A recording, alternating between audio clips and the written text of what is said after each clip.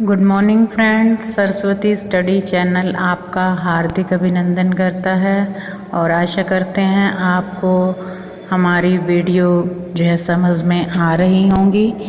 हमें बीच बीच में से फीडबैक भी ज़रूर देते रहें। आज हम 9th क्लास का 8th लेसन लोह तुला इसके बारे में जानेंगे। ये जो लोह तुला लेसन है ये संस्कृत के प्रसिद्ध कथा ग्रंथ पंचतंत्र से लिया गया है। पंचतंत्र जो है वो महाकवि विष्णु शर्मा के द्वारा रचित एक बहुत ही विशाल ग्रंथ है। तो ये जो हमारी लघु कथा है ये उसी से ही ली गई है। आसीत कस्मिंश्चित् अधिष्ठाने जीर्णधन नाम वाणिक पुत्र है। आसीत थे कस्मिंश्चित् किसी अधिष्ठान स्थान, जीर्णधन ये नाम है, वणिक पुत्र वणिक व्यापारी भी कह सकते हैं या बनिया, तो बनिए का पुत्र जीर्णधन जो है वो किसी स्थान पर रहते थे। स च विभव अक्षय देशांतरम गंतुम इच्छन व्यचिंत्यत। सच और वह विभव, विभव धन को बोलते हैं, अक्षय नष्ट हो जाना, कि धन के नष्ट हो जाने पर देशांतरम मतलब दूसरे देश यानी कि विदेश, गंतुम जाने की इच्छा रखते हुए व्यचिंत्यत उसने सोचा, यत्र देशे अथवा स्थाने भोगा भुक्ता स्ववीर्यतः तस्मिन् विभवहीनो यो वसेत स पुरुष अधम।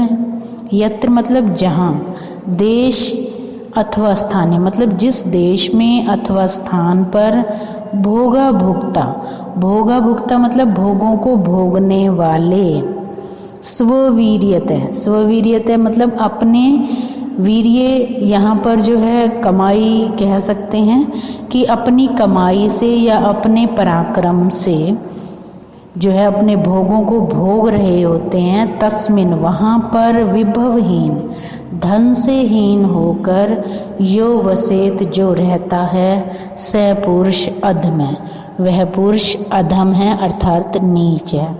तस्य च गृहे और उसके घर में लोह घटिता, लोह घटिता लोहे की, पूर्व पुरुष उपार्जिता, पूर्व पुरुष मतलब पूर्वजों के द्वारा उपार्जिता कमाई हुई, तुला आसीत कीमती वस्तु यानी कि तुला थी। ताम च कस्यचित् श्रेष्ठिनो गृहे निक्षेप भूता कृत्वा देशांतरम प्रस्थित है।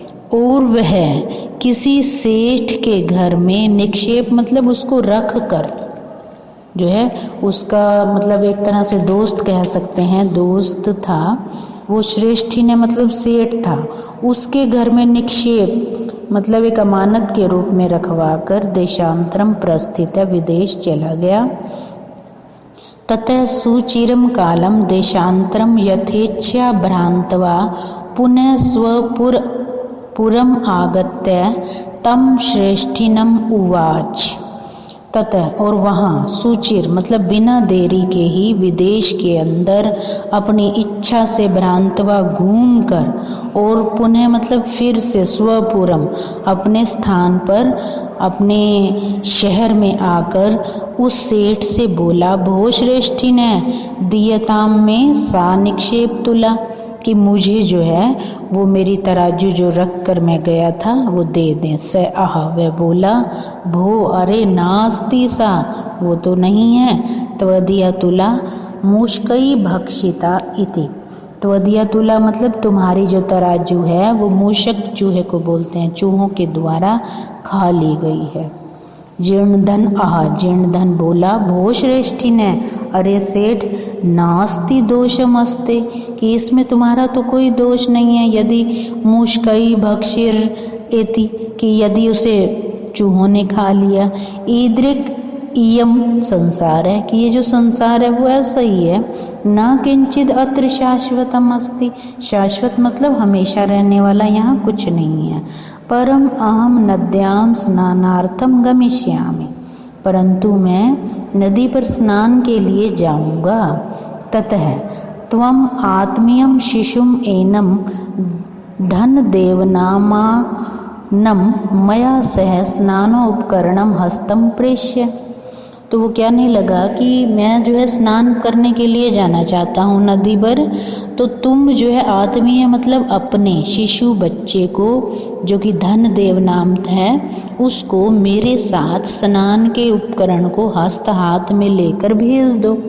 सश्रेष्ठी स्वपुत्रम उवाच, वह सेठ जो है अपने पुत्र से बोला, वत्स पुत्र पितृवयो अयम तव, कि ये जो है तुम्हारे पिता के समान है। स्नानार्थम यास्यति तद गम्यताम अनेन सार्धम, तो ये स्नान के लिए जा रही हैं, आप जो हैं इनके साथ चले जाएं। सार्धम मतलब साथ में।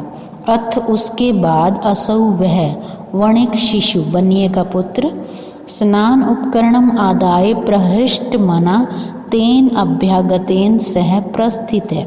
स्नान के उपकरण लेकर प्रहृष्ट मना मतलब बड़ी खुशी मन से, तेन अभ्यागतेन उसके साथ चल पड़ा। तथा अनुष्ठिते स वणिक सनात्वा तम शिशुम गिरि गुहायाम प्रक्षिप्य तद्द्वारम बृहद शिलाम आच्छाद्य सत्वरम गृहम आगत। तथा अनुष्ठिते मतलब वैसा करने पर, कैसा, महास्नान करने पर, स वणिक सनातवा वो जो बनिया था बेटा उसका, उसको जो है स्नान करवाकर उस बच्चे को गिरी गुहायाम मतलब गिरी पहाड़ को बोलते हैं, पहाड़ की एक गुफा थी वहाँ पास में ही, उसको उसमें परिक्षिप्य मतलब रख कर बिठाकर तद द्वारम और उसका जो द्वार था दरवाजा बृहद, बृहद मतलब एक बड़ी शिला, शिला मतलब पत्थर से आच्छाद्य ढक कर सत्वरम बड़ी ही शीघ्रता से गृहम आगत घर आ गया। पृष्ठश्च तेन वणिजा और उस बनिए के द्वारा पूछने पर बोला, भो अभ्यागत, अरे आ गए, कथ्यताम कुत्र में शिशुर्तव्या सह नदी गत, कि मेरा पुत्र कहाँ है जो तुम्हारे साथ नदी पर गया था। इति इस प्रकार उसने बनिए ने पूछा। स आह वह बोला, नदी तटात् शयनेन हृत। अब वो क्या कह रहा है कि नदी के तट से शयन बाज को बोलते हैं कि बाज ने उसका हरण कर लिया मतलब उसको उठा लिया। श्रेष्ठी आह, अब सेठ बोला, मिथ्यावादिन कि तुम झूठ बोल रहे हो, किम क्या क्वचित शयनो बालो हर तुम शक्नोती, क्या कोई बाज बच्चे को लेकर जा सकता है। तथा समर्प्य में सुतम अन्यथा राजकुले निवेदी श्यामी, कि मेरा बच्चा जो है वो मुझे समर्पित कर दो, अन्यथा नहीं तो मैं राजकुल मतलब राजमहल में जाकर निवेदन करूँगा, गुहार लगाऊंगा। स आह वह बोला, भो अरे सत्यवादी ने तुम सच कह रहे हो। यथा जैसे शयन बालो न नयति कि बाज बच्चा नहीं ले जा सकता, तथा मूषका अपि लोह घटिता तुला न भक्षयंती, तो वैसे ही चूहे भी लोहे की तराजू नहीं खा सकते। तद अर्प्य में तुलाम, तो मेरी तराजू दे दो। यदि दारकेण प्रयोजन, दारक बच्चे को बोलते हैं, यदि बच्चे में प्रयोजन है तो मेरी तराजू दे दें। एवं विवाद मानो, और इस प्रकार विवाद करते हुए तब वो दोनों राजकुलम गतौ राजमहल में गए। तत्र श्रेष्ठी तार स्वरेण पूर्वाज, और वहाँ जाने पर सेठ तार स्वर मतलब बड़े ऊंचे स्वर में बोला, भो अरे अब्रह्म्यम अब्रह्म्यम, घोर अन्याय घोर अन्याय, मम शिशु अनेन चोरेण अपहृत। मतलब वो चिल्लाने लगा सेठ कि मेरा जो बच्चा है वो चोर के द्वारा हरण कर लिया गया है। अथ उसके बाद धर्म अधिकारिणम तम उच्च भो समर्प्यताम श्रेष्ठ। अब उसकी बात सुनकर जो धर्म अधिकारी अर्थात राजा थे वो बोले कि इसका पुत्र जो है सेठ का वो उसको समर्पित कर दो। स आह वह बोला, किम करोमि क्या करूं। पश्यतो देखो, मैं नदी तट शयेन अपहृत शिशु, कि नदी के तट से इसका जो शिशु बच्चा था वो बाज के द्वारा हरण कर लिया गया है। तच्छ्रुत्वा ते प्रोचु, अब ये बात सुनकर अधिकारी बोले, भो अरे न सत्यम एतम भवता, कि ये बात तो सच नहीं है। किम शयेन शिशु हर्तुम समर्थो भवति, कि क्या बाज बच्चे को लेकर जाने में समर्थ होता है। स आह, वह बोला, भो भो अरे अरे, श्रूयताम मद वचय, मेरे वचन सुने। तुलाम लोह सहस्त्रस्य यत्र खादन्ति मूषका, राजन तत्र हरेत शयेनो ना अत्र संशय, कि जिस देश के अंदर चूहों के द्वारा लोहे की तराजू खा ली जाती है, वहाँ पर जो है बाज के द्वारा बच्चे को ले जाना न अत्र संशय, कोई संदेह की बात नहीं है। ते प्रोचु, अब वो धर्म अधिकारी अर्थात राजा बोलने लगे, कथम एतत्, ये क्या है। ततः, उसके बाद स श्रेष्ठी सभ्य नाम अग्रे आदित्य सर्ववृतांतम निवेद्यमास, तब उस व्यापारी ने सभा के मध्य अपना सारा वृतांत निवेदन कर दिया।